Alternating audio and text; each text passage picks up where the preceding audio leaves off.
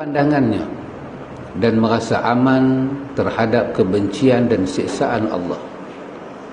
Dia merasa memiliki kedudukan di sisi Allah. Ia tidak akan mendengarkan nasihat orang lain, tidak akan mendengar pepatah orang lain. Sifat ujubnya akan menghalanginya untuk mau bertanya kepada ahli ilmu. Ini adalah contoh dari bencana yang timbul dari sifat ujub. Oleh kerana itu, sifat ujub termasuk dari sifat yang dapat menghancurkan.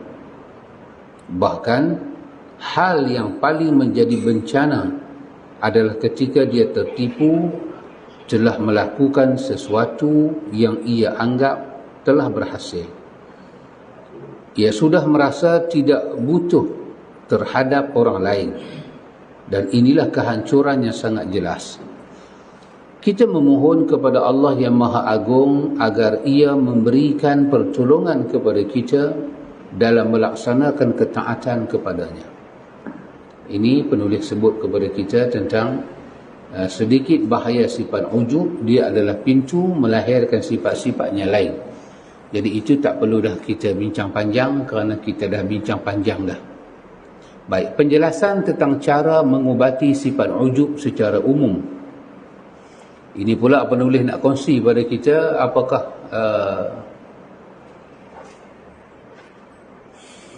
apakah rawatan dia, ilaj dia.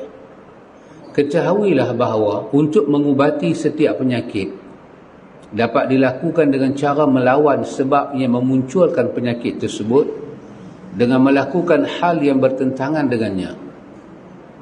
Penyakit ujub disebabkan oleh kebodohan seorang hamba dalam mengenal diri sendiri dan siapa Rabbnya.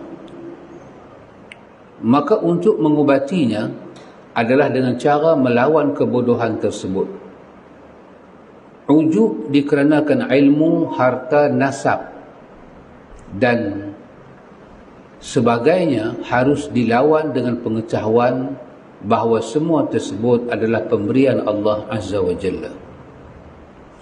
Allah Ta'ala berfirman, وَمَا بِكُم مِّن نِعْمَةٍ فَمِنَ اللَّهِ ثُمَّ إِذَا مَسَّكُمُ الضُّرُّ فَإِلَيْهِ تَجْأَرُونَ.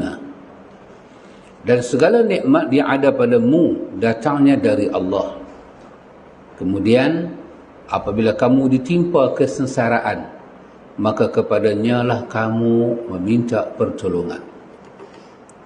Firman Allah Ta'ala, Ma asabaka min hasanatin famin Allah, wa ma asabaka min sayyiatin famin nafsik, wa arsalnaka linnasi rasula, wa kafa billahi syahida. Kebajikan apapun yang kamu peroleh adalah dari sisi Allah, dan keburukan apapun yang menimpamu itu dari kesalahan dirimu sendiri. Kami mengutusmu, yakni Muhammad, menjadi rasul kepada seluruh manusia dan cukup. Kata penulis, ada dalam ayat tersebut maknanya adalah nikmat. Kata sayyi'ah dalam ayat itu adalah maksiat. Nikmat yang paling besar adalah nikmat berupa hidayah, taufiq, yang menghantarkan seseorang kepada ilmu dan amal. Dasar dari sifat ujub adalah tidak tahunya seseorang dan kufurnya ia terhadap kenikmatan yang telah diberikan oleh Allah Azza wa Jalla kepadanya. Ini ikhwan, penulis kata kepada kita, ini di antara ubat cara kita nak melawan sifat ujub, iaitu dengan kita mesti memiliki suatu ilmu. Baik,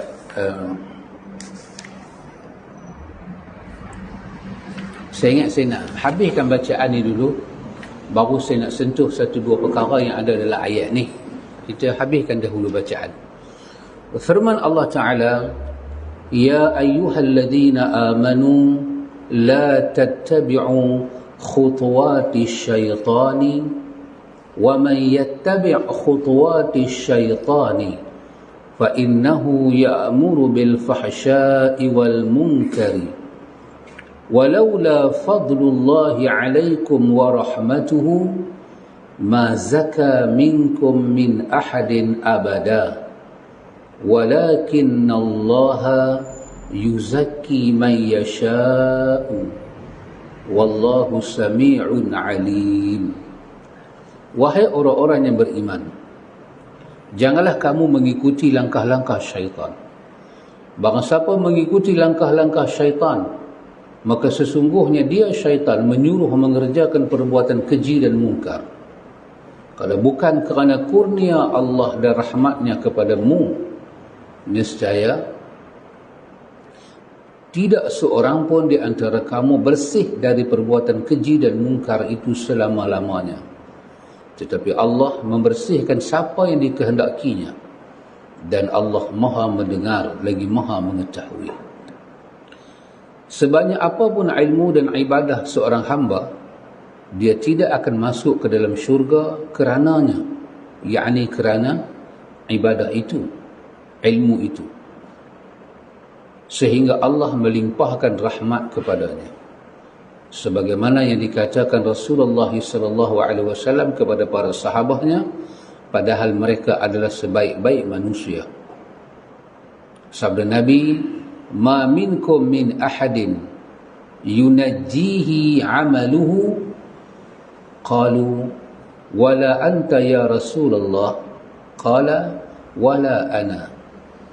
Illa ayyataghammadani Allahu minhu birahmatih. Tidak ada seorang pun dari kamu yang diselamatkan oleh amalnya. Seseorang bertanya, "Anda juga wahai Rasulullah?" Beliau menjawab, "Tidak juga aku. Hanya sahaja Allah melimpahkan rahmatnya kepada aku." Sebahagian ulama berkata, janganlah engkau tertipu dengan banyaknya amal kerana engkau tidak tahu apakah amal tersebut diterima atau tidak. Dan janganlah merasa aman terhadap dosa kerana engkau tidak tahu apakah dosa tersebut terhapus atau tidak. Sesungguhnya pahala amalmu tidak terlihat darimu. Harta bukanlah keutamaan yang dimiliki oleh seorang hamba. Harta adalah mutlak keutamaan yang diberikan Allah Azza wa Jalla. Allah Subhanahu wa Ta'ala mengkhabarkan tentang orang kafir yang merasa bangga dengan hartanya. Baik ikhwan, di sini sedikit, saya takut saya lupa, kita sentuh sikit. Nabi menyebut tentang tak ada seorang pun yang diselamatkan dia oleh amal dia. Ini ikhwan membawa makna kepada dengan rahmat Allah lah kita mendapat pertolongan Allah, kita selamat. Baik, maksudnya apa ikhwan? Maksudnya campur tangan Tuhan kepada kita. Esok ketika amal kita dibencang, kalau kesemua itu nak dilihat kepada syarat yang Tuhan letak, ikhlas dan ikut Nabi. Dan dia amal itu ya, ikhlas dan ikut Nabi secara kamil dan syamil, sempurna, paripurna. Bermakna penuhi syarat itu tanpa tanpa meleset. Penuhi syarat itu. Tuhan tidak mungkir janji. Kalau kita penuh syarat, dia bagilah benda tu. Dia tak mungkir janji. So kalau kita nak kerja dengan kerajaan, kita kena ada SPM. Ada SPM paling kurang. Ada SPM boleh pohon. So kalau tak ada SPM, jangan pohon. Kalau kata saya tak ada SPM, takkan tuan tak boleh tolak ansur. Tak, bukan tak ada tolak ansur, itu syarat dia. Kami start dengan SPM. Allah tak mungkin janji. Allah tak mau terima amalan orang yang tak ikhlas. Allah tak mau terima amalan orang yang tak ikut Nabi. Orang kafir ni ke apa semua ni Tuhan tak mau tengok. Tuhan nak orang Islam yang ikhlas, yang ikut Nabi. Itu syarat dia. Dan kalau satu orang buat amalan di atas syarat itu dengan syurga yang Tuhan tawarkan, masih lagi syurga itu bukan pembayaran yang sempurna. Tidak. Saya ulang balik contoh yang pernah kita ulang dalam kelas kan. Contoh-contoh yang pernah kita ulang. Salah satu contohnya haji. Haji, Nabi sebut haji mabrur itu laisa lahul jaza illal jannah. Haji mabrur tidak ada balasan melainkan surga. Subhanallah. Tengok, Allah nak bagi surga dengan isinya, bukan dia bagi macam rumah sewa. Kita kena renovate sana, renovate sini. Allah bagi surga dan isinya yang kamil, syamil, sempurna. Sikit tak kurang. Dan kita tengok balik, kita turun pergi haji, berapakah banyak harta yang kita habiskan untuk buat haji? Untuk duduk di Arafah, kemudian kita mabit di Muzdalifah, kemudian kita melontak pagi nahar itu di Jamrah, kemudian kita akan bermalam di Mina, dan kita akan balik ke Mekah 5 hari. 5 hari sajalah, tapi kita piawai sikit. 5 hari itulah hari buat haji dan wajib-wajib haji. 5 hari itu berapa duit kita bayar, kita pakai duit kita untuk buat benda ni. Sama ada kita kata yang paling rendah package, sampailah yang paling mahal. Kita bayar hotel untuk 5 hari, makan untuk 5 hari, rehat untuk 5 hari, penerbangan kita pergi balik. Habis haji katalah kita pergi Madinah, ziarah Rasulullah, ibadat sana berapa hari, kita patah balik. Semua tu berapa duit kita pakai. Biasa-biasa sekarang ni, saya ingat lingkungan dia dalam, saya rasa 25,000 dah tak ada kot. 30 atas lah ni. 30 ke atas. Katalah 35, 40,000. 40,000. Kita buat semua tu untuk rukun. Agak-agak kita, 40,000 tu campur letih sikit, 5 hari punya letih. 5 hari punya letih. Kita nak letih ni bukan pasal letih apa-apa, letih pasal orang banyak. Kan? Orang banyak, kenderaan. Betul lah letih pasal tu. Ada orang ambil keputusan nak berjalan. Orangnya rajin hiking, dia pun boleh berjalan. Orangnya ada tenaga, dia pun boleh berjalan satu tempat ke satu tempat. Dia berkisar di situ saja kan. Habis tinggi pun dalam 20 kilo lebih sikit. Tak ada lah sampai, tidak ada. Campur penat kita, masa kita, duit kita, campur-campur, kacau lah dalam lingkungan 60,000. 60,000 itu kita ambil duit kita, kita bawa ke akhirat, kita nak beli syurga. Agak-agak syurga mana kita boleh beli? Tak ada. Tapi 5 hari yang kita buat haji tu, kita buat paling sempurna. Kita buat paling terbaik. Nak pergi beli syurga Allah. Dan nak beli pula syurga Allah, 60,000 tu nilai dunia. Bukan 60,000. Dunia dan isinya tak ada nilai dekat Tuhan. Kalau dunia ada nilai dekat Allah, sebesar sayap nyamuk, tak ada orang kafir boleh minum seteguk air. Memang air itu nikmat. Allah bagi sebagai nikmat. Tetapi di sisi Allah, air dunia tak ada nilai. Kalau ada nilai, Allah tak bagi orang kafir minum. Allah kata dunia dan isinya. Dalam Al-Quran, dalam surah Al-Baqarah, apa Allah cerita tentang satu orang kafir masuk ke dalam neraka. Dia tengok-tengok neraka tu teruk. Dia kata dekat Tuhan, dia nak tukar, nak tebus semua kekayaan dia dalam dunia. Janji buat keluar daripada neraka. Allah kata bukan kekayaan hang.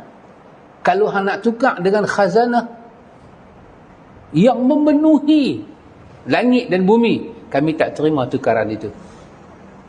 60,000, 4 bilion, kita bubuhlah angka. 100 bilion, bukan million, dengan B. Jangan baca dengan M. Dengan B.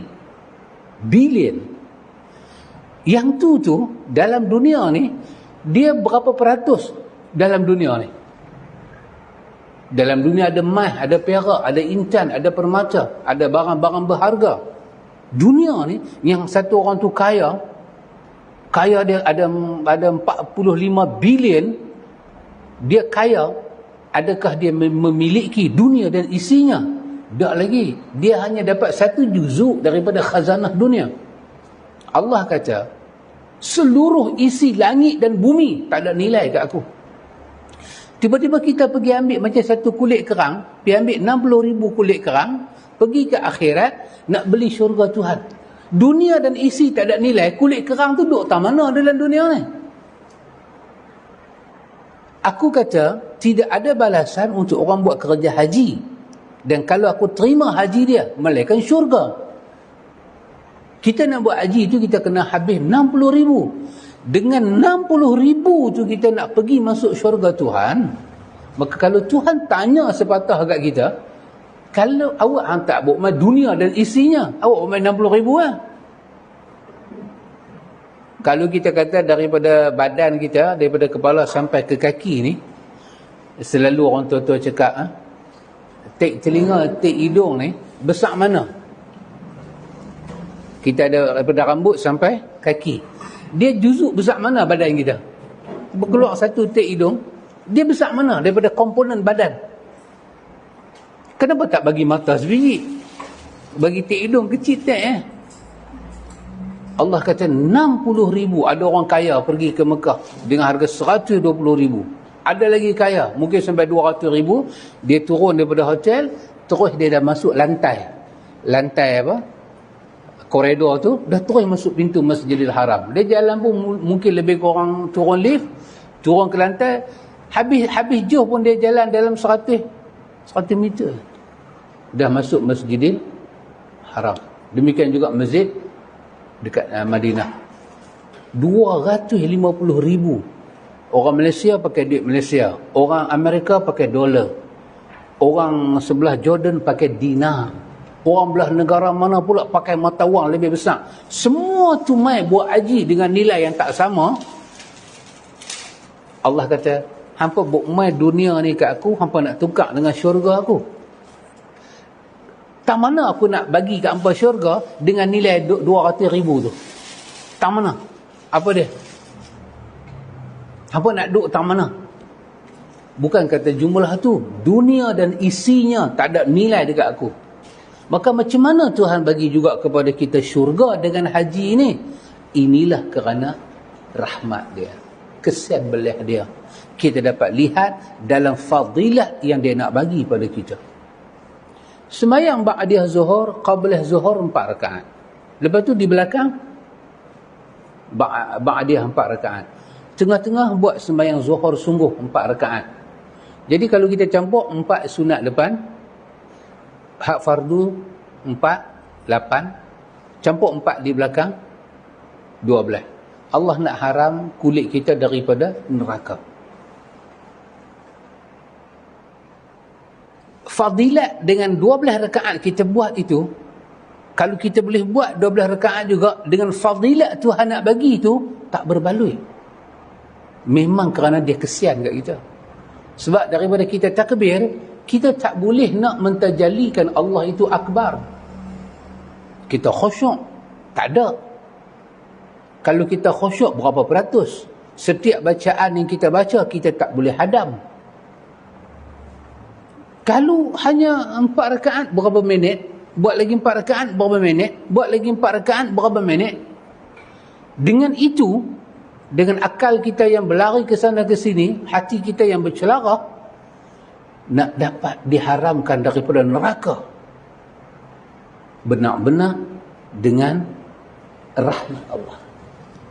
Rahmat. Bukan Tuhan tak pandang ibadat kita, dia suruh kita beribadat, tapi dia nak bagi tahu fadilat yang dia bagi itu kerana dia bersifat dengan Rahman, dia bersifat dengan Rahim. Ambillah benda dalam dunia ni, tak mana yang Tuhan suka. Nabi dah habak dah macam mana bangkai kambing. Jadi tak ada benda dalam dunia ni kita boleh megah dekat Tuhan, tak ada. Melainkan kita selamat di hari akhirat. Kita boleh buat ibadat ni pun kerana dia yang tolong. Dia yang bagi hidayah dan taufik. Kita dah tahu semua benda, tapi semangat nak buat tu, siapa yang cucuh masuk dalam hati? Tuhan. Jadi apa yang kita nak pergi bagi tahu ke Tuhan ni? Saya buat. Tak ada. Fadilat pun dia bagi, kemampuan taat pada dia pun dia bagi. Benar-benar kita mendapat rahmat dia secara zahir dan batin, barulah sampai ke dalam syurga. Maka untuk itu sahabat tanya, adakah kau juga termasuk dalam ni? Nabi kita tentulah takkan aku terlepas kot. Akulah lebih berhajat kepada rahmat Tuhan. Ya subhanallah ikhwan. Jadi artinya tidak ada satu kebanggaan kepada kita ikhwan. Tidak ada satu kebanggaan. Jadi penulis kata apa dia? Macam mana kita nak rawat penyakit ujub ni? Kena rawat dengan ilmu. Dengan ilmu. Kita kena rawat supaya kita sedar diri kita, apa yang ada pada diri kita ni.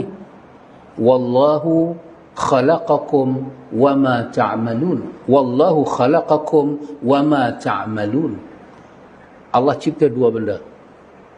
Allah cipta kita. Satu, Allah cipta kita. Dan lagi satu, Allah kata dia cipta apa? Dia cipta perbuatan kita. Dua-dua dia buat.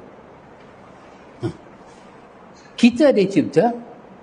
Apa yang kita usaha nak taat pada dia, dia juga cipta. Dia yang bagi izin, dia yang bagi kebenaran, dia yang restu. Wa ma tasha'una illa an yasha Allah. Apa yang kamu nak, mestilah disertai Allah nak, baru jadi. Kita nak semayang, kita nak puasa, kita nak itu, kita nak ni. Kalau Tuhan buat tak mau bagi, tak akan tercapai satu hajat kita pun. Dan dalam kita nak mengatasi penyakit ujub ni, lagi satu perkara kita kena tahu apa dia ikhwan, nama dia istidraj. Istidraj, ya, perangkap. Kita kata apa dia? Satu istidraj ini satu jenis siksaan Tuhan yang menghampiri kita, tapi Tuhan tangguh. Dia satu jenis siksa, tapi Tuhan tangguh. Tuhan biar kita ni betul-betul hilang pandangan hati kita pada Tuhan, sampai hati kita nampak kita, aku. Kalau aku tak ada duit jumlah lagu ni, aku tak boleh pergi Mekah. Kalau aku tak ada riang lagu ni, aku tak boleh nak buat benda ni semua. Tuhan bagi kita nampak kita berurusan dengan kita, bukan kita mendapat aun, pertolongan daripada Allah. Ketika Allah putus hubungan kita dengan Tuhan, maka ketika itu istidraj masuk. Kita nampak kita. Ketika itu Allah kata, fatahna alaihim abwaaba kulli syai'. Kami buka semua pintu pada mereka. Setiap kali kami buka nikmat pada mereka, mereka akan sebut mereka dengan nikmat, mereka dengan nikmat, mereka dengan nikmat, mereka tak sebut Tuhan. Hatta iza farihu bima utu. Sampai mereka farah, seronok, gembira dengan apa mereka ada, terus lupa Tuhan. Tapi kena ingat, bukan mereka tak semayang, bukan mereka tak pergi haji, bukan mereka buat maksiat. Mereka farih bima utu. Mereka seronok dengan apa Tuhan bagi, dan mereka mula pandang apa yang mereka dapat itu adalah usaha mereka semata-mata. Semayang macam biasa, mereka zakat, mereka sedekah, tapi dalam hati mereka hilang Tuhan. Inilah kata Imam Ghazali, pernahkah kamu melihat satu keadaan yang pelik terjadi pada manusia? Bukan Imam Ghazali, Muhammad Al-Ghazali. Muhammad Al-Ghazali. Dia agak barulah sikit dengan kita. Dia bukan orang lama, dia orang baru. Muhammad Al-Ghazali, dia ada satu buku nama Peradaban Membentuk Akhlak. Bagus buku dia, menarik buku Muhammad Al-Ghazali. Dia kata, pernah tak kamu melihat satu kejadian yang pelik dalam dunia? Apa dia? Ketika seorang itu berdiri depan cermin dan dia tak nampak diri dia dalam cermin. Maka apakah manfaat yang dia nak buat? Dia nak sikat rambut, dia duduk depan cermin, tapi dia tak nampak diri dia. Pasal apa? Cermin itu mungkin kabok, ada apa macam-macam. Tiba-tiba dia nak sikat rambut juga. Dia akan sikat macam mana? Dia akan sikat dengan perasaan agak-agak. Dia beragak. Dia akan cuba ajak diri dia pasti di atas benda yang tak mungkin dia pasti. Dia rasa nak belah tengah, dia rasa agak-agak. Mata tak nampak. Dia kata begitulah manusia apabila memutuskan hubungan hati dengan Tuhan. Dia beragak-agak dalam ibadat. Dia rasa Tuhan terima. Dia buat. Tapi putus dia dengan Tuhan. Maka syukur dia Tuhan tak mau. Zikir dia Tuhan tak mau. Bacaan Quran dia Tuhan tak mau. Semayang dia Tuhan tak mau. Tak ada faedah dekat dia. Maka Allah kata, tunggulah masa akhaznahu baghtatan. Tuhan akan beri pada dia satu balak secara mendadak. Sama ada dia mati, sama ada berlaku hari akhirat besok, dia akan kena hukuman yang keras. Kenapa ikhwan? Terputusnya jiwa kita dengan Tuhan. Datanglah istidraj.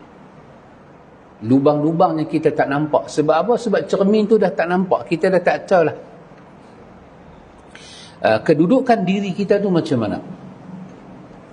Baik ikhwan. Dalam bab ni ikhwan, ada saya fikir ada 3 perkara yang penting untuk kita tahu. Bagaimana kita nak handle penyakit yang jahat ni. Nama dia ujub. Dan bila penyakit ni datang? Dia petanda apa sebenarnya? Kita keluar rumah Udin, kita keluar rumah tengok-tengok gelap. Maksud gelap tu kira berarak mendung kelabu. Udin biasa dengar lagu tu? Oh alhamdulillah. Bapak Udin biasa dengar. Wings. Alicat. Maksudnya kita kelak-kelak gelap. Apa petanda dia? Hujan tak hujan kita tak tahulah, tetapi itu cuma petanda kepada lohho lailo. Apa boleh? Malai wanggih. Lohho lailo. Kalau mau pikul lailo yang tu lain. Tu mau pikul ni lohho lailo. Hujan nak mai. Malai wanggih. Malai tu hujan lah pakcik. Wanggih tu mai. Tak tahu. Tapi yang kita duduk belajar ni, kenapa kita kena lawan sifat ujub? Kerana bila ujub masuk dalam diri kita, dia ada petanda. Petanda apa? Satu, kita duduk belajar dah apa makna ujub-ujub ni semua. Yang nak belajar malam ni pula, bila ujub ada dalam diri kita, sebelum ni apa dia? Sombong. Kan? Apa petanda dia? Petanda dia itu kita siapa? Cuba dengar benda ni. Ini dalam buku lain yang lebih panjang perbahasan dia. Dia guna perkataan begini. Perkataan yang dia guna, dia kata, la nihayata limadhammika in arji'aka ilaika wala tafrugh madaihuka in azhara judahu alaika. Ini sangat dahsyat dalam kita nak kenal sifat ni. Tengok, la nihayah. Tidak ada kesudahan. Tak ada kesudahan ni maksud dia apa? Kerja tak akan selesai. Dia tak ada infinity. Everything ada infinity. Betul sahabat Ran? Hari ni tak nampak. Gila-gila remaja. Hari ni nampak satu CEO duduk depan kita. Saya pun nak kena tukar mikrofon jadi gemuruh. Okay. Semua benda ada dia punya nihayah, kesudahan kan. Dia ada bidayah, ada nihayah. Tapi yang ni dia tak ada nihayah. Katanya benda ni tak akan sudah. Dia tak ada kesudahan. Apa dia? Lidhammika. Tak akan ada kesudahan untuk semua sifat-sifat buruk mazmumah yang ada pada diri kita. Dia tak ada kesudahan. Tak tahu dia nak pergi sampai mana. Sekiranya in arji'aka ilaika, sekiranya Tuhan menyerahkan diri engkau kepada engkau sendiri. Ketika itu kau akan lihat seluruh hati engkau akan dipenuh dengan sifat buruk tanpa nihayah. Kau cakap saja akan jadi buruk, kau fikir saja akan jadi buruk, kau bertindak saja akan jadi buruk. Kerana asal diri engkau itu nafsu semata-mata, dia adalah keburukan. Bila ujub masuk dalam diri kita, sombong masuk, riak masuk, itu petanda apa paling besar, ikhwan? Tuhan melepaskan kita kepada diri sendiri. Dia dah tak jaga kita. Dia dah tak jaga hati kita. Pasal itu, keluarlah semua yang buruk daripada kita. Ya. Apabila satu rumah ada tuan, insya-Allah binatang-binatang bisa tak masuk ah. Tuan rumah akan kemas, rumah dalam, luar dalam semua dia jaga. Tapi bila tuan rumah tu keluar daripada rumah, biar rumah tu rumput start tak potong, lantai start tak sapu, seminggu habuk luar masuk, angin pukul memukul, tengah malam pun tak ada cahaya yang buka, binatang akan masuk. Rumah tu akan penuh dengan benda tak selamat. Apabila rumah itu ditinggalkan, maka dia tak selamat. Yang akan ada dalam dia semua benda buruk. Dulu wangi lah akan jadi busuk. Dulu lantai elok lah kita jalan semua berabuk. Apabila Allah Ta'ala tinggalkan hati kita, maka yang akan ada pada diri kitanya ialah tertonjolnya semua keburukan kita. Dan ini la nihaya. Tidak ada kesudahan. Sampai kita datang pada Allah, minta Allah Ta'ala jaga kita balik. Dengan apa? Dengan kita lawan sifat-sifat ni semua. Jadi, apabila satu orang, dia rasa dia ada ujub, benda pertama yang dia kena takut ialah Tuhan telah bagi isyarat pada dia, Tuhan tak bersama dengan dia. Itulah benda yang paling awal dia kena taubat, sebelum taubat dosa ujub. Kalau dia taubat dosa ujub, bermakna dia tidak merawat penyakit. Kalau dia ujub boleh hilang, besok mai balik. Bila-bila mai balik. Sebab dia tidak meminta Tuhan menjaga diri dia. Kenapa? Telah hilang daripada diri dia apa yang Nabi ajak. Allahumma a'inni.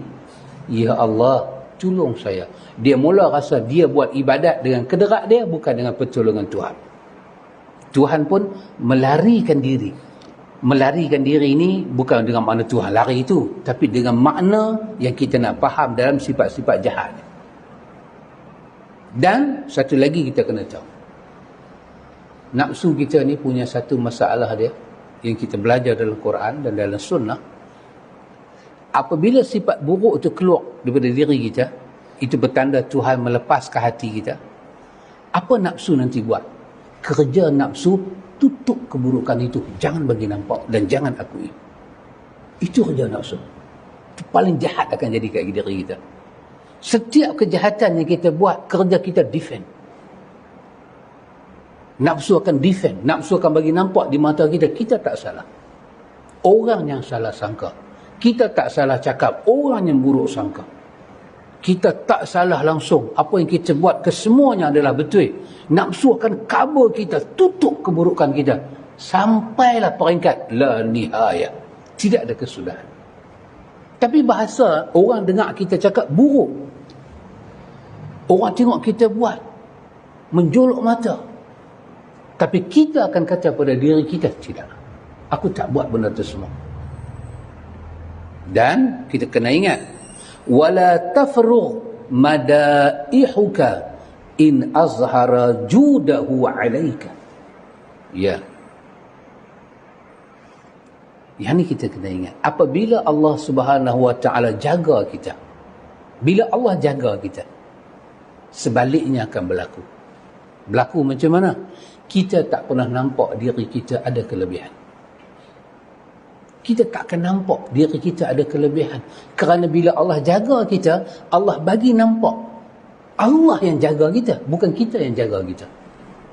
Maka Oleh kerana itu, kita tak akan dapat mengakui satu benda pun kita miliki dan kita punya. Kita akan kata di mulut kita, dengan Allah lah aku dapat benda ni, dengan izin dia lah aku dapat benda ni. Akan keluar daripada kita segala kepujian kepada Allah. Itu petanda Allah jaga hati kita. Dan kalau orang kata pada kita, hang buruk lah, kita tak akan rasa apa-apa, kerana memang asal kita buruk. Tapi bila orang kata pada kita, aku nampak hang kerja kuat ni, hang baguslah, patut hang dapat benda ni, kita akan jadi tak selesa, kerana dia tak mengaitkan kita dengan Tuhan yang memberi nikmat pada kita. Ya subhanallah. Ini satu. Ini baru satu. Yang kedua, kita nak tengok sifat ni supaya kita dapat lari daripada dia. Yang kedua, kita kena tahu apa dia. Yang ni, mana'aka an tadda'iya ma laysa laka mimma huwa lil makhluqina afyubihu laka an tadda'iya wasifahu wa huwa rabbul alamin. Ini kita kena tahu.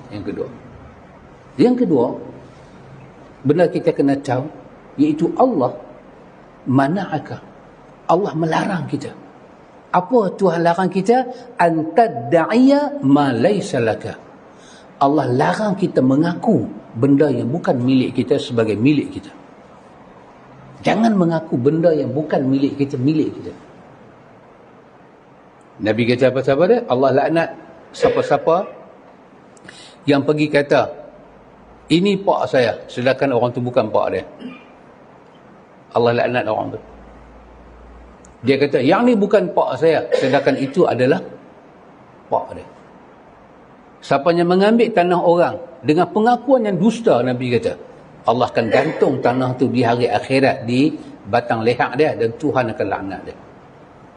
Mengaku satu benda yang bukan hak kita sebagai hak kita, tak dibenarkan. Tak dibenarkan. Tak boleh. Dan sekarang ni, apa yang kita nak mengaku milik kita? Apa dia? Saya semayang, saya puasa. Macam mana kita nak mengaku semayang tu kita punya? Sedangkan sifat semayang Tuhan yang ajak. Cara semayang Tuhan yang ajak. Ilmu semayang dihantar Rasul yang ajak. Pahala semayang dia yang bagi. Fadilat berkaitan dengan semayang semua mahir daripada dia. Kemampuan kita bangkit semayang pun dengan pertolongan dia. Lah ni apa yang kita nak mengaku kata benda kita punya. Jangan tersalah buat pengakuan. Tuhan tak suka. Tuhan melarang kita mengaku apa-apa benda yang bukan milik kita sebagai milik kita. Maka karena itu Quran datang mengajak kita. Apa Quran suruh kita buat? Quran kata, inna salati wa nusuki wa mahyaya wa mamati lillahi rabbil alamin. Ya, sebab sembahyang tu bukan kita yang buat sembahyang. Allah yang bagi. Maka satu benda Tuhan suruh jadi milik kita. Katakanlah, Allah kata, katakanlah sembahyang yang aku buat ni. Apa lagi? Nusuk aku, ibadat-ibadat lain. Hidup dan mati aku, Allah kata bagi ada satu saja. Apa dia? Semuanya kerana Allah. Katakanlah kerana Allah. Kerana Allah aku dapat sembahyang. Kerana Allah aku boleh buat ibadat. Itulah pemilikan yang betul. Jangan mengaku benda yang bukan milik kita sebagai milik kita. Sedangkan kita duk mengaku milik orang lain, sedangkan Allah Ta'ala itu Rabbul Alamin. Apa yang kita nak mengaku? Oh subhanallah. Itu cara kedua untuk merawat penyakit ujub. Tak ada apa. Kita kena balik pada pengakuan yang betul. Kena balik pada pengakuan yang asal. Siapa dia? Allah yang bagi pada kita. Kalau Allah bagi pada kita rezeki panjang sikit, umur kita ada, sihat kita ada, dan buku kita ni pun khatam, ni tak banyak mana dah nak habis dah. Ustaz nampak aku ni. InsyaAllah Ustaz nak tahu ni boleh habis. Kan? Ada satu buku menarik, perlu kita baca. Dia berbentuk tazkiyah. Buku itu bercerita kepada kita berkenaan dengan doa dan taubat para Nabi. Sangat menarik. Macam mana para Nabi dia berdoa pada Tuhan. Setelah para Nabi itu, Tuhan maklumkan mereka memiliki mukjizat. Kelebihan demi kelebihan. Kita memang, kita berdoa ketika kita tak ada apa. Kita pun tak tahu kita ada apa. Tidak. Kita ni kalau kita tahu, kita ni Mr. Somebody, kita, orang Penang kata apa? Satu macam kita punya apa? Suri. Baca dah? Siru. Suri kawan. Ustaz Yunus kata, suri. Lalu macamnya suri. Dia pun duduk sana, dia pun tak tahu siru, dia pun ingat suri. Suri itu binatang lain. Kita doa ketika kita ada segala-gala lain. Kan? Dengan kita tak ada segala-gala. Antum bayang, sifat tawaduk, sifat takut Allah, sifat yang mahmud ni, yang terpuji, ada kepada para Nabi. Mereka khusyuk ibadat, mereka ikhlas pada Allah ketika Allah memaklumkan mereka ada kelebihan. Dan itu tidak menyebabkan hati mereka lalai walaupun satu saat. Oh subhanallah. Orang-orang yang akhir zaman ni ada, dikatakan ada kelebihan kan. Cakap dah macam-macam. Orang tu tak sembahyang dia tahu. Sampai orang tu tak mandi wajib pun dia tahu. Pergi teropong rumah orang. Tapi dunia hari ni kata mereka ada kelebihan. Tengok orang kelebihan zaman kita punya siru. Ni bukan siru, ni jora bara. Macamnya jora dia buat. Orang angkat dengan kelebihan. Kasyaf tinggi. Kasyaf dia tinggi. Para Nabi ketika memiliki seluruh kelebihan, mereka ada ismah, pelindungan daripada Allah. Setiap bendanya berlaku, Allah maklumkan kepada mereka mukjizat. Mereka dapat melihat malaikat-malaikat yang ulat-alik datang kepada mereka, mendapat wahyu. Ketika itu hati mereka tunduk kepada Allah. Ini sangat menarik untuk kita belajar suri teladan yang besar. Dan dengan apakah mereka memulakan doa mereka? Quran cerita satu persatu. Dan daripada apakah mereka memohon taubat pada Allah? Nuh dan Ibrahim alaihimassalam, dua nabi yang agak panjang Allah cerita tentang doa dan taubat mereka. Tapi paling panjang Ibrahim alaihissalam. Start dengan Adam, tak panjang. Datang Nuh lagi panjang daripada Ibrahim. Nuh lebih panjang daripada Adam. Datang Ibrahim, riwayat Ibrahim lebih panjang. Bagaimana dia istighfar, bagaimana dia minta ampun, bagaimana dia bertaubat. Allah rakam satu persatu supaya menjadi ibrah liulil absar, bagi orang yang ada mata hati. Bagaimana cara mereka melihat pertolongan Tuhan. Mereka tak ada apa. In uridu illa al-islah mastata'. Dia pun boleh cakap ayat ni. Wa ma taufiqi illa billah. Alaihi tawakkaltu wa ilaihi unib. Seorang nabi dan rasul boleh pakai ayat ni. Dahsyat. Dakwah. Ada ribu mukjizat. Pasal itu dakwah Nabi di Taif itu sangat, daripada lain-lain tempat Nabi berdakwah, Taif itulah yang paling unik.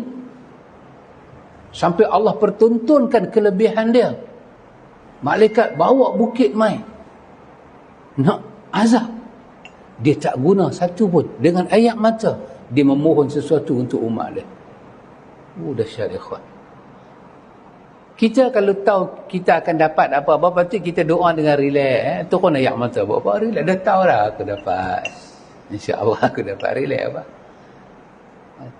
Macam saya tengok video yang Mamang bagi tahu kan. Saya pergi cari, jumpa Abdullah Ang. Satu orang yang relax. Dia kena tangkap masuk penjara, kes rasuah. Tapi dia boleh keluar. Check in, check out, check in, check out, check in, check out. Benda terjadi dalam Malaysia. Dia kena tangkap di penjara Kajang. Malaysia. Tengok dalam YouTube. Mamang sebut, saya pergi cari. Yang cari binatang lain, cari yang ni lah, Abdullah Ang. Ni keluar Abdullah bawa pula. Abdullah Ang. Dahsyat aja. Dia kena tangkap kes rasuah. Time tu lah. Time tu sekitar 85 lagu tu. 80-an. Dia masuk penjara. Mahkamah memutus. Tapi dia boleh keluar anytime. Dia pergi shopping. Dia pergi sana. Dia rasa nak tidur, dia tidur. Dia rasa nak tidur hotel, dia tidur hotel. Tapi dia seorang banduan. Dia seorang banduan. Subhanallah. Istimewa. So kalau dia kata dia kena 100 tahun pun dia relax. Dia telah mendapat mukjizat. Dia telah ada mukjizat dunia dia. Jadi kita yang patut, yang takut ni, yang tak ada mukjizat apa-apa.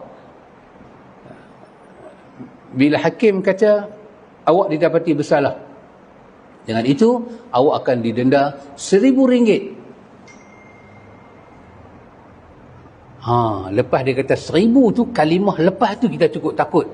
RM1,000 dan dia dan Jahanam. Sebulan penjara. Kita dengar sebulan penjara, sahabat, jangan cari pasal. Sebulan penjara tengok dinding. Sebulan penjara duduk dalam tu mandi tak ada sabun. Sebulan penjara. Dekat kita ni nak pakai seluar pendek tu. Sebulan duduk dalam tu, ikhwan. Tak jumpa dunia, matahari apa tak tengok. Sangat menakutkan. Sangat menakutkan. Tapi dekat Abdullah Ang, dia happy. Saya tak tahu lah pasal apa dia dapat lagu tu. Tapi pemberita, reporter yang pergi buat laporan itu sangat takut dia. Dia menyamak sebagai orang tu nak berkeluar laporan. Siapa Abdullah Ang dan pasal apa dia mendapat layanan sebesar ini oleh kerajaan.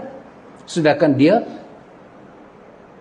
ikhwan, kalau satu orang sabit salah masuk penjara, sabit salah masuk penjara kerana rasuah, tiba-tiba kita menangis.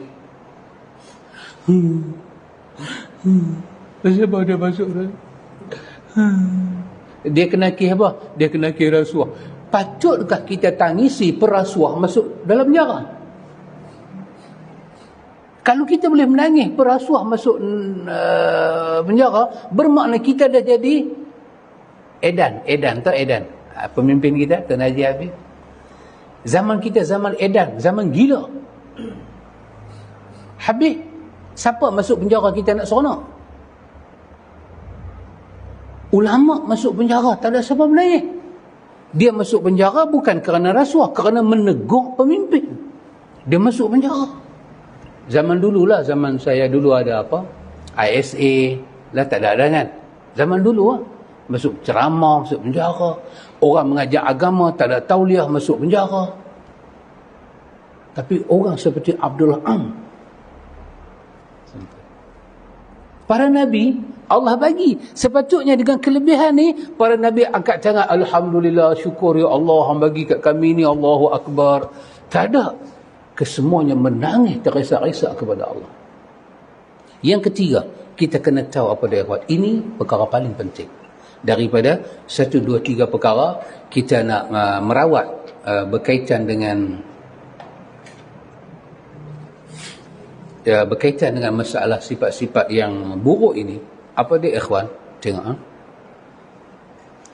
Digunakan perkataan dalam rawatan ini, rawatan hati ini, digunakan perkataan kun bi awsafi rububiyyatihi mu'alliqan wa bi awsafi ubudiyyatihi muhaqqiqan. Ini perkataan yang diangkat. Jadilah kita Dengan sifat-sifat rububiyah Tuhan, kita bergantung. Dengan sifat ubudiyah, kita berpakaian. Sifat ubudiyah Tuhan, sifat rububiyah Tuhan, bergantung. Gantung hati pada sifat rububiyah Tuhan. Dengan sifat ubudiyah, apa makna ubudiyah? Sifat kehambaan. Sifat ubudiyah. Kalau tauhid uluhiyah, ni ubudiyah. Dengan sifat ubudiyah, muhaqqiqan. Jangan lepas sifat tu. Pakai dia sebagai pakaian hidup kita sampai kita mati. Apa maksud dia?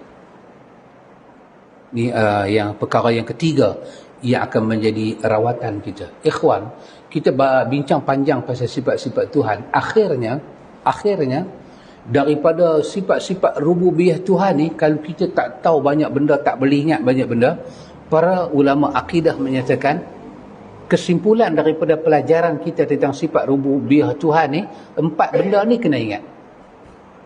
Ini ada kat Tuhan, kena gantung hati kita kat Tuhan. Banyak sifat Tuhan ni yang sempurna, tapi 4 benda ni dia menjadi apa? Dia menjadi perkara paling penting daripada semua sifat-sifat lain. Satu apa dia? Ghina. Allah Maha Kaya. Dia ghaniyun hamid. Satu. Yang kedua, Al-Izzu. Aziz. Dia Maha Mulia. Allah Maha Mulia. 3, Al-Qudratu. Allah Maha Kuasa. Dan keempat, Al-Quwwatu. Allah Maha Kuat. Tuhan memiliki kekuasaan, kekuatan, kemuliaan dan kekayaan. Allah ghina, dia kaya. Macam mana yang dikatakan Allah kaya? Satu, ketika Allah tidak memerlukan sesiapa pun ketika untuk menjadikan apa-apa pun. Dia tak perlu siapa-siapa untuk menjadikan apa-apa. Sebab dia ghina. Dia dipenuhi dengan sifat kaya dan cukup. Dan dia berbangga dengan kekayaan dia. Yang kedua, Allah Ta'ala ni kaya lagu mana? Semua makhluk dia minta pada dia, dia tunai semua hajat mereka. Khazanah dia tak habis. Dan dia masih tak memerlukan khazanah itu. Dia sangat kaya. Ini sifat Allah yang kita kena tahu. Ya ayyuhan nas, antumul fuqara'u ilallah wallahu ghaniyun hamid. Kamu fakir manusia, Allah yang ghina, Allah yang ghani, Allah yang hamid. Dia maha kaya, maha cukup, dan dia maha terpuji. Yang kedua tadi apa dia? Al-Izzu. Dia mulia, dia ada kemuliaan. Kita dengan sifat rububiyah ni, kita kena bergantung. Kun bi awsafi rububiyyati muta'alliqan. Kena bergantung hati kita dengan sifat rububiyah ni. Banyak sifat rububiyah Tuhan, tapi yang 4 ini adalah dasar dia.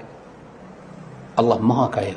Cari kekayaan Tuhan, minta kekayaan daripada Tuhan supaya kita kaya di sisi Tuhan, kita tak akan hina selain daripada Tuhan. Yang kedua, Allah Maha Mulia, maka kun azizan. Kita tuntut kemuliaan di sisi Allah. Bila kita mulia di sisi Allah, benda lain tak boleh pandang kita hina. Hang bagilah hina macam mana pun, tak lekat kat kita. Maka kun qadiran billah. Jadilah diri kita ini adalah orang yang mencari kekuasaan di sisi Allah. Nescaya orang berkuasa macam mana pun tak boleh mencabut kekuasaan yang kita ada.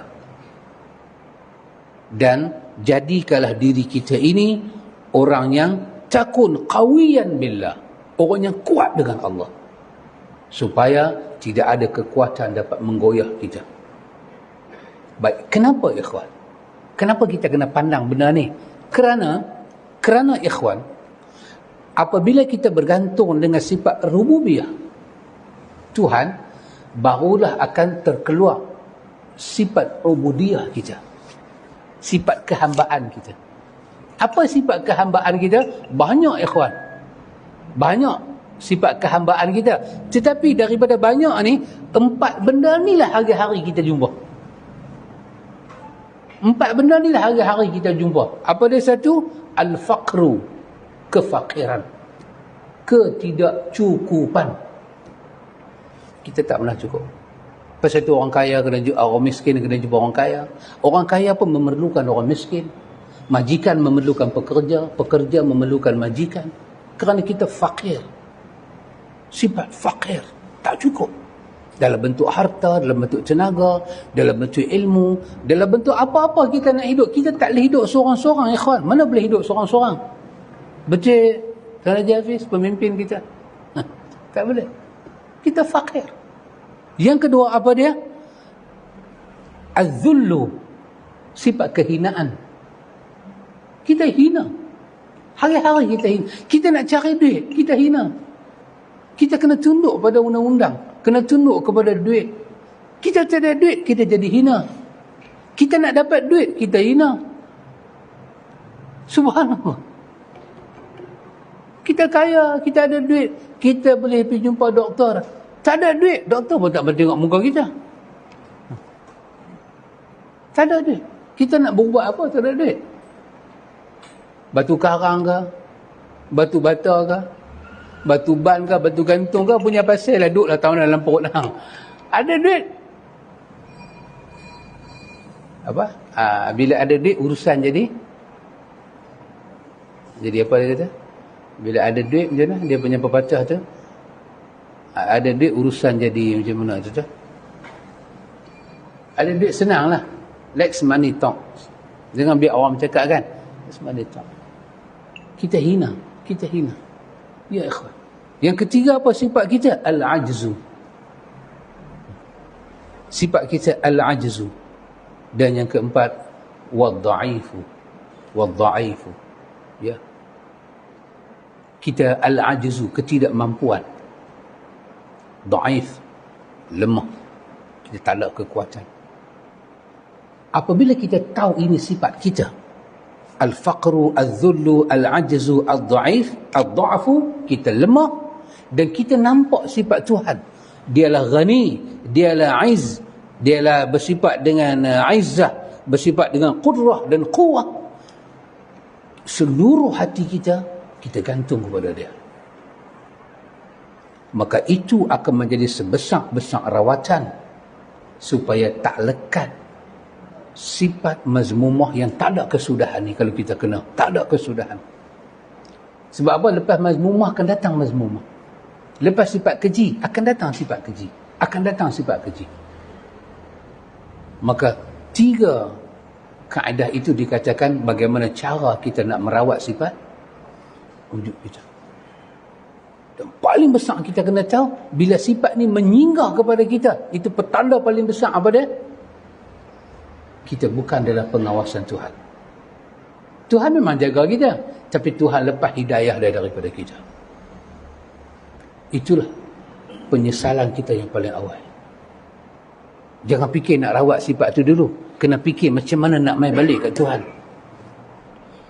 Kena renung diri kita. Kenapa Tuhan lepas kita? Tapi Tuhan izin kita semayang. Tuhan izin kita puasa. Tuhan izin kita bersedekah. Khairat semua kita buat. Tapi hati kita ni, Tuhan bagi sifat-sifat yang dia tak suka. Tak mungkin dia akan letak rahmat dia dalam hati yang ada benda dia tak suka. Tak mungkin. Demi Allah tak mungkin. Subhanallah. Boleh Tuan Haji Hafiz? Baik. Barulah inilah penulis bawa kepada kita ayat-ayat ni semua ikhwan untuk menunjukkan macam mana sifat-sifat ini sifat yang besar. Sifat yang besar. Saya fikir ayat-ayat itu semua kita dapat baca. Saya ambil di belakang tu. Penulis kata Nabi kita Muhammad sallallahu alaihi wasallam bersabda dalam hadis yang hasan ini, innallaha qad adhhaba ankum Ubbayyatal jahiliyati ay kibruha. Kulluhum banu Adam wa Adam khuliqa min turab. Sesungguhnya Allah telah menghapus daripada kalian seruan jahiliyah, yakni keombongan. Semua manusia adalah anak Adam, sedangkan Adam tercipta daripada tanah. Tidak adalah seruan-seruan dalam bentuk kesombongan. Itu semua daripada slogan-slogan jahiliyah. Yang adanya ialah Islam bawa kesemua kita daripada Adam, Adam daripada tanah. La fadla li Arabiyyin ala a'jami wala ahmar wala aswad. Tidak ada beza antara Arab bukan Arab, merah dan hitam, tidak ada beza. Yang membezakan kita adalah takwa. Masa tu dia akan bawa kita gantung pada Allah. Ikhwan, satu perkara kita juga kena tahu pada ikhwan. Kita ni ikhwan, kita ni kita nampak hebat. Tidak Ustaz? Kita ni nampak hebat. Sebenarnya kita ni boleh nampak hebat bukan kerana kita hebat. Ada orang hebat, sama ada dia ulama ke, dia bukan ulama ke, dia nampak hebat. Kenapa dia jadi hebat? Satu saja sebab dia. Ini Imam Ghazali kata. Tadi Muhammad Al-Ghazali. Jadi Imam Ghazali kata. Apa dia? Satu saja sebab dia. Kerana Allah menutup segala kelemahan dan keaiban dan ketidakhebatan dia tu. Allah tutup di mata manusia. Maka manusia nampak dia hebat. Nanti datang satu masa Allah buka. Yang orang nampak dia hebat tu kerana mata orang tak nampak aib dia. Allah buka satu aib dia. Ketika itu yang dia bina berpuluh tahun, beratus tahun akan hancur tak sampai satu saat. Orang tak memandang dah muka dia. Artinya ikhwan, dalam kehebatan yang kita miliki masih lagi menumpang pertolongan Tuhan. Apa yang kita nak? Yang kita nak pelece orang lebih daripada had dia. Kalau kita kaya, Quran abang awal-awal apa itu? La tubtilu sadaqatikum bil manni wal adha. Kita kaya, kita senang, kita apa, bila kita bagi duit kita pada orang, janganlah ungkit. Kerana Allah itu Al-Mannan. Dia yang bagi pada kita tanpa kita minta. Jangan ungkit. Kita marah macam mana pun, jangan ungkit, tak perlu ungkit. Kenapa? Kerana yang kita ada ni daripada Rabbul Alamin. Maka kita nampak kaya pasal apa? Pasal Allah yang tampung. Allah yang tampung kemiskinan kita, Tuhan tutup. Mai satu masa, tengok macam COVID mai hari itu. Orang yang kaya, Tuhan cucuk sikit aja kekayaan dia. Kata jatuh habis kaya dia. Jadi miskin. Subhanallah ikhwan. Subhanallah. Jadi pasal itu ikhwan, nak jaga kereta senang. Nak cuci kereta, luar dalam, vacuum apa semua boleh. Nak jaga rumah pun senang. Tapi nak jaga hati, nak bagi duduk di atas mardatillah, kita kena berjuang. Kena struggle. Ubat paling besar untuk kita ialah mesti kita peruntukkan doa pada Allah supaya Allah. Doa yang Ustaz Nan duk baca, Pak Long pun duk baca. Allahumma ati nafsi taqwa. Ati pun boleh baca, a'ti pun boleh baca. Dua-dua makna dia sama. Bagilah kepada saya ya Allah. Bagi apa? Nafsi taqwa, nafas, ruh yang masuk takwa ya Allah. Wa zakkiha, cuci dia ya Allah, cuci dia. Hidup ni satu penyucian. Cuci dia ya Allah, cuci dia. Bila nampak kata hati nak jadi sombong, takabur, hang cuci dia ya Allah. Aku redha ya Allah, aku redha. Kalau hang bagi musibah, aku akan sabar ya Allah. Walaupun sabar tu baik ya Allah, aku akan sabar ya Allah. Aku takkan rasa hina dengan musibah ni. Aku sabar ya Allah. Hang cuci hati aku. Wa zakkiha. Anta khairu man zakka. Kerana ya Allah, hanglah sebaik-baik penyuci. Aku percaya benda tu ya Allah. Hang sebaik-baik penyuci. Tak ada orang boleh cuci lagu hang ya Allah. Lagipun ya Allah, anta waliyuha wa maulaha. Hanglah Tuhan kepada aku ya Allah. Hang Tuhan pada hati aku. Hang pemilik ya Allah. Hanglah maula pada hati aku ya Allah. Aku serah daripada Hang. Aku jaga dia dengan syariat Hang. Bila kita tak ada doa nak minta hati kita bersih, maka tak akan sampailah hati kita kepada puncak bersih. InsyaAllah lepas ni penulis bawa pada kita bab yang ke-12, bab taubat. Bab taubat. Ini bab yang paling panjang sekali ikhwan. Macam mana saya nak pendekkan dia?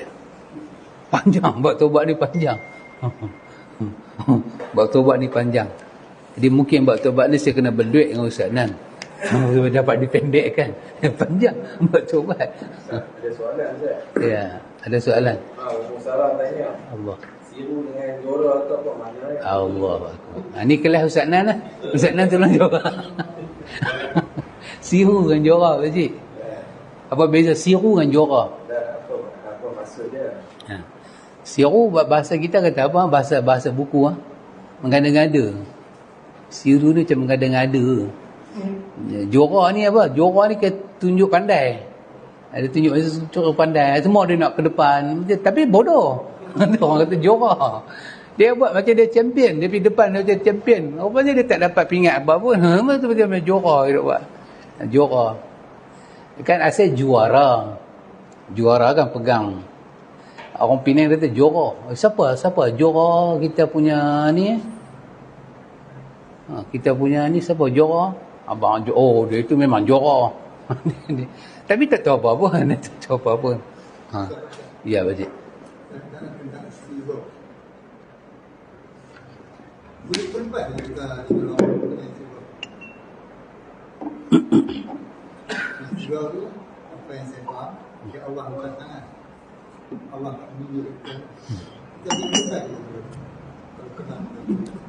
Maksud Pakcik macam mana? Soalan Pakcik ke arah mana? Orang yang istighfar, ya Allah. Jadi dia boleh kembali balik. Orang yang kena istidrak, bolehkah dia kembali balik? Maka jawapan dia boleh. Sebab dalam hadis Muslim, Nabi menyatakan Allah yang pegang hati kita. Dan Nabi kata semua hati-hati ni dipegang oleh Allah. Maka Nabi kata Allah letak semua hati manusia di atas 2 jari Allah. Kan? Maka Allah akan pusing-pusing. Lepas tu Nabi kata bacalah doa ni. Ya muqallibal qulub, tsabbit qalbi ala dinik. Ataupun ya musarrifal qulub, sarrif qalbi ala dinik. Jadi apabila kita meminta kepada Allah, kembalikan hati kita, Allah akan kembalikan. Tapi apabila kita tidak ada rawatan apa-apa, kita hanyut dan kita hanyut dan kita hanyut, istidrak cukup bahaya kerana dia punya kesudahan dia siksa. Pasal itu ditarifkan dengan makna siksaan yang ditangguhkan, yang menghampiri kita. Tetapi diselimut dia dengan nikmat, diselimut dia dengan nikmat. Tapi isi dia adalah siksaan. Durjun macam ni lah. Laci kita ni ada, laci kita panggil kan. Tapi dia masuk ke dalam. Bila kita nak tahu kata dia ada lopak, kita tarik baru nampak durjun. Bila kita tolak lagu ni, tak nampak apa. Jadi lopak tu duk ada. Orang tu jatuh masuk dalam lopak. Jadi macam mana dapat dirawat? Ya, salah satunya yang kita duk baca tadi ya.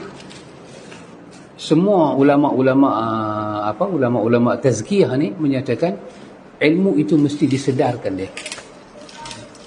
Ya. Tidak dalam Ahlussunnah ni Pakcik, kita pegang satu kaedah yang pemenan kaedah ni yang tak dapat diubah. Semua penyakit hati, cara kita merawat dia, ada ubat yang paling besar untuk penyakit hati, iaitu mengenal tauhid, rububiyah, uluhiyah, asma' dan sifat. Itulah yang akan kita ambil sebagai ubat untuk suntik hati kita. Tadi melihat rububiyah Tuhan dan menghadirkan sifat ubudiyah kita. Dari mana kita nak kenal sifat rububiyah Tuhan? Daripada tauhid rububiyah. Tapi cara Ahlussunnah.